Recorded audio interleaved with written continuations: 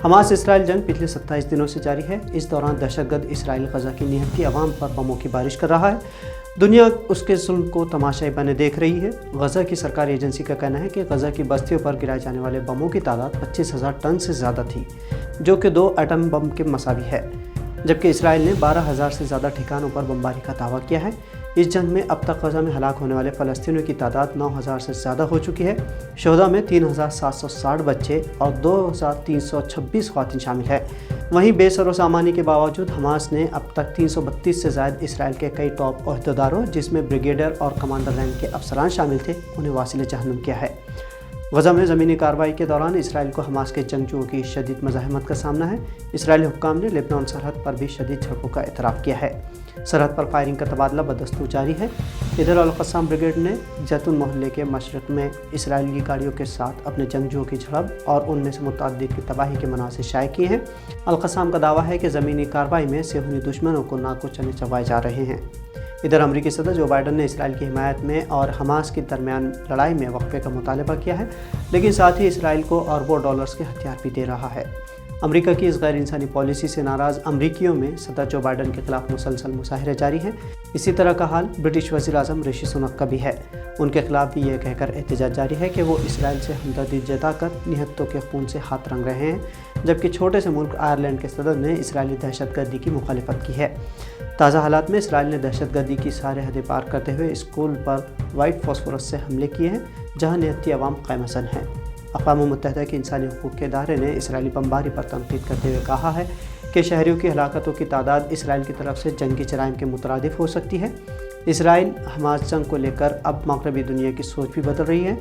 Canada के वज़ीर आज़म Justin Trudeau ने मंगल के रोज़ कहा था कि उनका मुल्क इसराइल के अपने दिफा के हक़ की हिमायत करता है, लेकिन उन्होंने साथ ही ये भी वजाहत की है कि इंसाफ की कीमत फ़लस्तीनी शहरियों का क़त्लाम नहीं हो सकता। उन्होंने एक्स पर लिखा था कि कनाडा गजा के शहरियों, ख़ास तौर पर बच्चों पर जंग के तबाहकुन असरात के बारे में फ़िक्रमंद है और वो इंसानी बुनियादों पर जंग बंदी का मुतालबा करते हैं ताकि वहाँ इमदाद पहुँचाई जा सके। इधर उर्दून की वज़ारत ख़ारजा ने इसराइल से उर्दून के सफ़ीर को फौरी तौर पर वापस बुलाने का फ़ैसला किया है।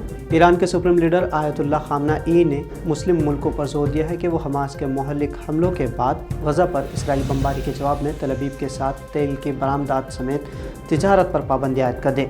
उन्होंने तेल और खुराक की बरामदात पर पाबंदी लगाने का भी मुतालबा किया।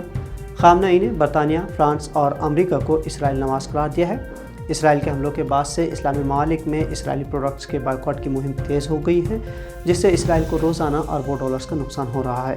दुनिया भर में इसराइल के ख़िलाफ़ बरहमी में इजाफा हो रहा है। इसराइल से ताल्लुक़ात उस्तवार करने वाले अरब मुल्कों को भी अवाम में नाराज़गी का सामना है। अरब मुल्कों के हज़ारों शहरी रास्तों पर उतर कर एहतजाज दर्ज करवा रहे हैं। मराकश के दारुल हुकूमत रुबात और दीगर शहरों में हज़ारों अफराद फ़लस्तीनियों के हक़ में सड़कों पर निकले हैं। इसी तरह बहरीन के दारुल हुकूमत मनामा में भी गुज़िश्ता माह से इसराइल के सफारतखाने के बाहर सैकड़ों लोग जमा हो रहे हैं, जो अपने हाथों में फ़लस्तीनी परचम थामे हुए हैं।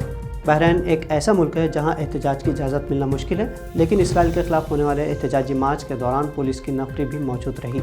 खबर रसा इदारे एसोसिएटेड प्रेस के एक रिपोर्ट के मुताबिक यहाँ मुजाहरे जो पूरे मशरिक़ वस्ता में होने वाले मुजाहरों की अक्कासी करते हैं, अरब हुकूमतों के लिए एक अलमिया है, जिन्होंने हालिया बरसों में इसराइल के साथ करीबी फ़ौजी और इक़्तिसादी ताल्लुक़ात कायम किए हैं।